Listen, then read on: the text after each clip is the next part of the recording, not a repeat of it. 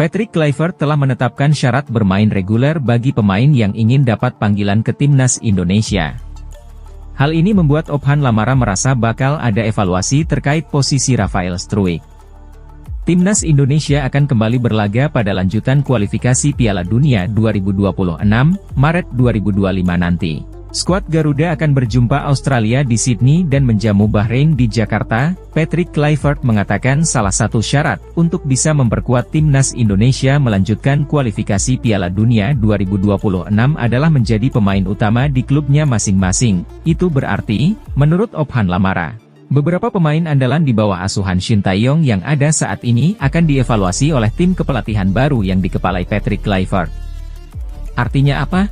Sangat terbuka kemungkinan beberapa pemain yang saat ini membela timnas Indonesia di bawah Shin Tae-yong akan dianalisis dan dievaluasi oleh Patrick Kluivert, tandas Ophan Lamara. Salah satu yang saya dengar belakangan ini adalah Rafael Struijk. Kita tahu di Brisbane Roar, di Australia, Rafael emang kerap jadi cadangan. Nah, ini menjadi warning. Imbuhnya sementara itu, Ramadhan Sananta, Ricky Kambuaya, dan Pratama Arhan tampil memesona dan membuat ketiganya dinilai berpeluang kembali dipanggil ke timnas Indonesia. Mereka dapat menit bermain secara reguler dari klubnya masing-masing. Sebaliknya beberapa nama seperti Ramadhan Sananta dan Ricky Kambuaya kemudian Pratama Arhan setelah pindah ke Thailand, yang belakangan menjadi andalan di klub masing-masing, tukas Ophan Lamara. Bahkan Ramadhan Sananta beberapa pertandingan belakangan ini kerap mencetak gol dan disaksikan langsung oleh Kluivert. Kemudian Ricky Kambuaya juga bersama Dewa United semakin tajam. Ini bisa menjadi bagian dari pemain yang akan dianalisa untuk kembali dipanggil, Ophan Lamara menambahkan. Jadi sekali lagi, statement dari Kluivert itu sangat jelas. Yang jadi langganan cadangan di klub masing-masing, ya besar kemungkinan mereka tidak akan dipanggil. Kalau dipanggil akan menjadi cadangan. Sebaliknya, yang selama ini mungkin dalam tanda kutip dibuang oleh Shin Tae-yong, akan kembali dipanggil, tutup Ophan Lamara. Gelandang timnas Indonesia, Tom Haye kini dilirik oleh klub papan atas Liga Belanda, FC Utrecht. Sebab, Tom Haye adalah sosok pemain yang dinilai cerdas. Memang, sosok Tom Haye tampil apik bela Almere City saat melawan FC Utrecht pada lanjutan Liga Belanda, Minggu, 9 Februari 2025. Tom Haye pun membantu Almere City menang 1-0 di markas FC Utrecht. Gol semata wayang Almere City kala itu dicetak oleh Junior Kadile pada menit ke-28. Pada laga ini, Tom Haye tampil starter dan ditarik keluar pada menit ke-76. Meski tak tampil 90 menit, gelandang timnas Indonesia itu mampu menjadi salah satu pembeda di atas lapangan. Para pendukung FC Utrecht pun menyebut Haye sebagai pemain cerdas dan layak untuk didatangkan musim depan. Hal ini disampaikan salah satu jurnalis RTV Utrecht, yakni Paul Pesel baru-baru ini. Bukankah kita kehilangan seorang pemain yang berkata, teman-teman, ini sudah sejauh ini dan tidak ada lagi yang bisa dilakukan, ucap Paul Pesel dikutip dari Utrecht Fans NL. Di Almere, mereka memiliki Tom Haye, yang merupakan agen bebas. Saya sudah mengatakannya kepada Jordi Zuidam, Direktur Teknik FC Utrecht, sambungnya. Lebih lanjut, Paul Pesel menyebut bahwa FC Utrecht tak memiliki pemain seperti Tom Haye yang cerdas. Meski lemah secara fisik dibanding pemain lainnya, hal ini terlihat di laga FC Utrecht versus Almere City, di mana ex-Heerenveen itu tampil apik dengan operan-operannya yang bisa membuat rekannya bergerak bebas. Dia, Tom Haye, adalah pemain yang membuat pemain lain bebas, kata Paul Pesel. Dia bukanlah pemain cepat, tapi dia pemain yang berpikir cepat dan mudah mencari solusi, ungkapnya. Atas dasar itu, Paul Pesel menyarankan FC Utrecht untuk merekrut Tom Haye pada akhir musim. Diketahui, Tom Haye sendiri hanya dikontrak 1 musim saja bersama Almere City. Kontraknya akan berakhir pada akhir Juni 2025 mendatang. Jika Almere City degradasi, kemungkinan Tom Haye akan hengkang dan FC Utrecht bisa mendapatkan gelandang timnas Indonesia dengan gratis pada musim depan. Di sisi lain, Tom Haye sendiri juga bakal memiliki keuntungan jika bergabung dengan FC Utrecht. Apalagi, FC Utrecht merupakan salah satu tim papan atas Liga Belanda. Saat ini, FC Utrecht bertengger di posisi ketiga klasemen dengan 42 poin. FC Utrecht tentu berkesempatan tampil di kompetisi Eropa musim depan. Pemain timnas Indonesia, Tom Haye ternyata main dengan perasaan campur aduk. Sebab, saat timnas Indonesia melawan Arab Saudi, kondisi anaknya saat itu sedang dirawat di rumah sakit. Hal ini membuat Tom Haye harus menahan rasa sedih dalam laga lanjutan kualifikasi Piala Dunia 2026 beberapa waktu lalu. Tom Haye merasakan sedih sekaligus menegangkan sebelum laga dimulai.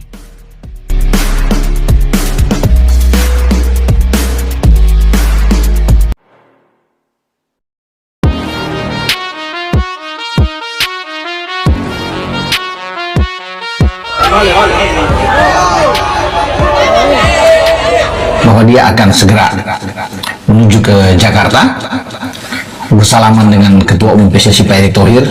Lamine Yamal siap. Timnas Indonesia tampaknya semakin serius dalam memperkuat skuad Garuda dengan mendatangkan pemain-pemain berkualitas internasional. Salah satu yang sedang hangat dibicarakan adalah proses naturalisasi Amo Orecho dan Lamine Yamal, pemain berbakat yang siap memperkuat lini serang timnas Indonesia. Namun, banyak yang penasaran, berapa sebenarnya biaya yang dikeluarkan oleh Indonesia untuk proses naturalisasi pemain muda berbakat ini. Proses naturalisasi sendiri bukanlah hal yang murah. Selain biaya administrasi dan hukum yang melibatkan pengurusan dokumen kewarganegaraan, ada juga negosiasi kontrak antara pemain, agen, dan PSSI yang turut memengaruhi besarnya dana yang digelontorkan.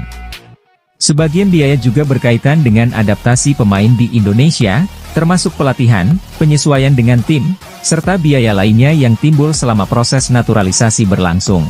Meskipun angka pastinya belum dipublikasikan, beberapa sumber menyebutkan bahwa biaya untuk seorang pemain seperti Amo Orecho bisa mencapai angka yang cukup signifikan mengingat kualitasnya yang sudah terbukti di Eropa dan potensi besar yang dimilikinya. Tentu proses ini bukanlah hal yang mudah, baik dari segi administrasi maupun finansial. Namun, PSSI jelas berharap investasi ini akan terbayar lunas dengan peningkatan kualitas skuad timnas Indonesia yang semakin kompetitif di ajang internasional. Menariknya, proses naturalisasi Amo Orecho bukan hanya soal biaya, tetapi juga strategi panjang PSSI untuk membawa timnas Indonesia ke level yang lebih tinggi. Dalam jangka panjang, pengaruh pemain-pemain naturalisasi seperti Amo Orecho bisa memberikan dampak besar dalam mewujudkan impian besar Indonesia, yakni lolos ke Piala Dunia 2026.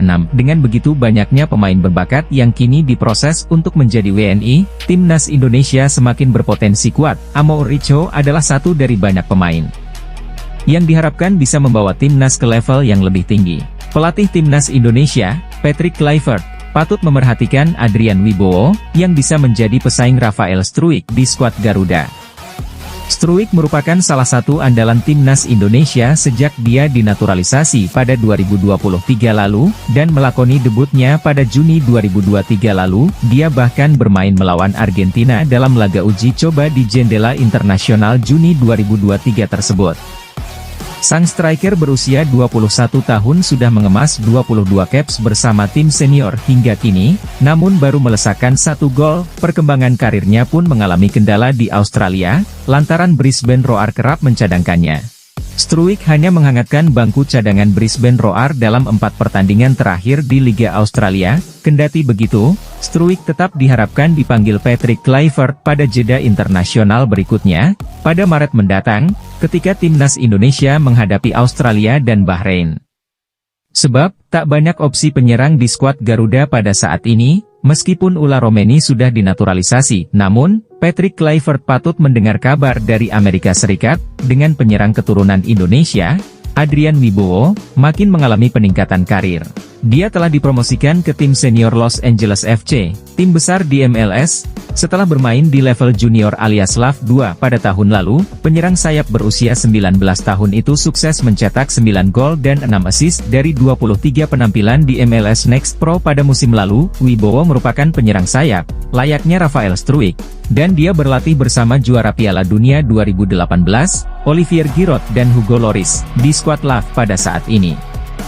Dia ikut mencetak sebuah gol dalam uji coba melawan Phoenix Rising pada 3 Februari 2025 lalu, yang berakhir dengan skor 4-0 dengan Giroud juga ikut mencetak gol. Kabar terkini dari LAV adalah Wibowo termasuk dalam bangku cadangan ketika klub MLS itu mengalahkan tim raksasa Meksiko, Klub Amerika. Dalam laga uji coba yang digelar di BMO Stadium pada Rabu, 12 Februari 2025, pagi WIB tersebut, Love menang dengan skor 2-1, namun Wibowo tidak bermain sama sekali. Kendati begitu, pengalaman menjadi bagian dari tim inti klub besar Amerika Serikat menunjukkan peningkatan dalam karirnya. Bukan tidak mungkin jika MLS sudah digelar nanti, Adrian Wibowo bakal mendapatkan menit bermain dan Patrick Kluivert patut untuk memerhatikannya. RDA Media Cina prediksi masa depan timnas Indonesia di jelang kualifikasi Piala Dunia 2026 yang berada di grup C. Putaran ketiga kualifikasi Piala Dunia 2026 zona Asia akan kembali berlangsung pada Maret mendatang, dengan persaingan di grup C yang semakin memanas. Grup ini dihuni oleh Jepang, Australia, Indonesia, Arab Saudi, Bahrain, dan Cina. Saat ini, Jepang memimpin klasemen dengan 16 poin tanpa kekalahan, 5 menang, 1 seri, diikuti oleh Australia dengan 7 poin, 1 menang, 4 seri, 1 kalah. Menariknya, Indonesia, Arab Saudi, Bahrain, dan Cina sama-sama mengumpulkan 6 poin, dengan Indonesia unggul dalam produktivitas gol.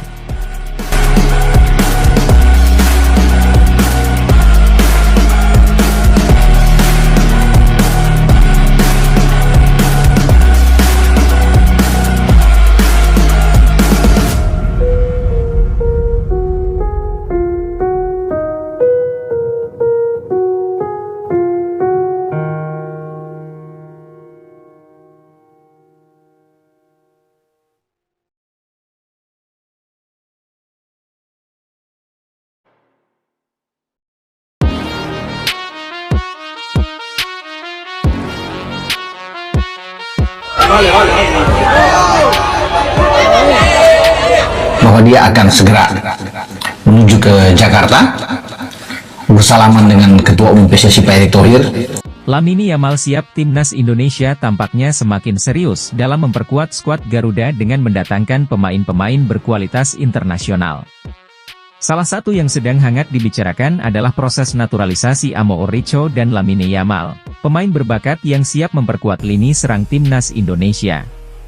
Namun, banyak yang penasaran, berapa sebenarnya biaya yang dikeluarkan oleh Indonesia untuk proses naturalisasi pemain muda berbakat ini.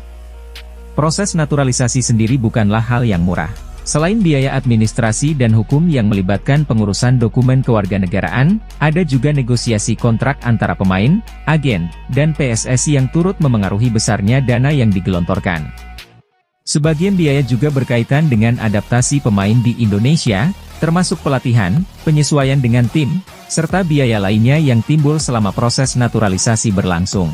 Meskipun angka pastinya belum dipublikasikan, beberapa sumber menyebutkan bahwa biaya untuk seorang pemain seperti Amo Ouricho bisa mencapai angka yang cukup signifikan mengingat kualitasnya yang sudah terbukti di Eropa dan potensi besar yang dimilikinya. Tentu proses ini bukanlah hal yang mudah, baik dari segi administrasi maupun finansial.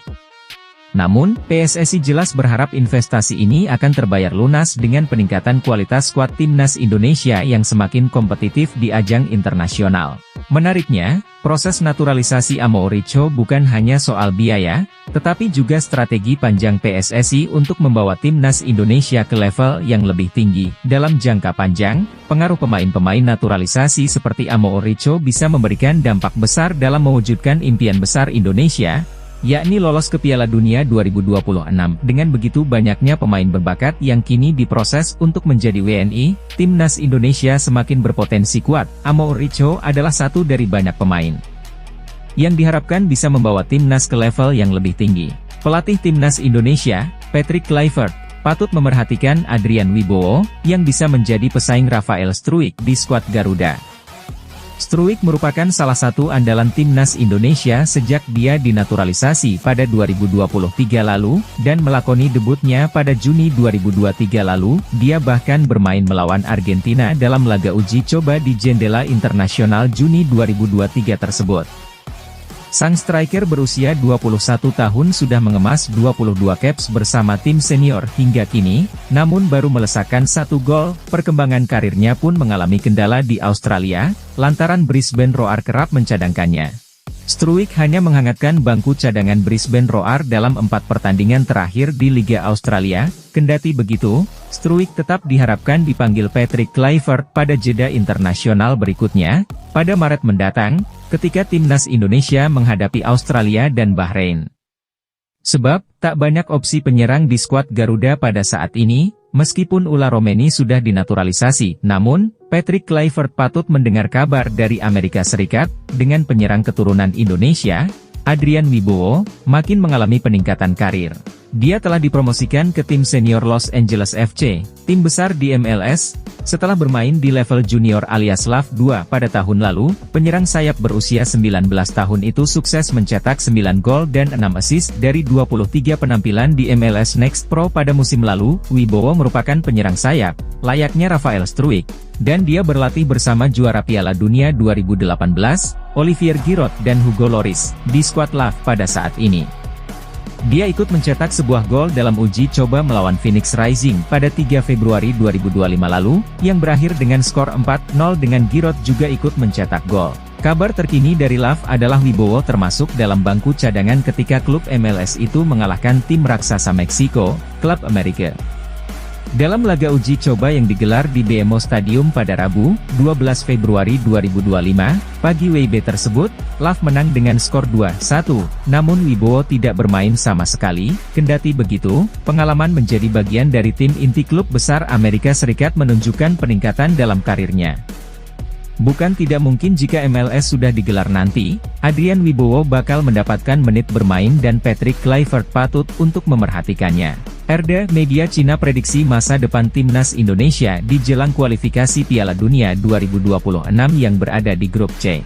Putaran ketiga kualifikasi Piala Dunia 2026 zona Asia akan kembali berlangsung pada Maret mendatang, dengan persaingan di grup C yang semakin memanas. Grup ini dihuni oleh Jepang, Australia, Indonesia, Arab Saudi, Bahrain, dan Cina. Saat ini, Jepang memimpin klasemen dengan 16 poin tanpa kekalahan, 5 menang, 1 seri, diikuti oleh Australia dengan 7 poin, 1 menang, 4 seri, 1 kalah. Menariknya, Indonesia, Arab Saudi, Bahrain, dan Cina sama-sama mengumpulkan 6 poin, dengan Indonesia unggul dalam produktivitas gol.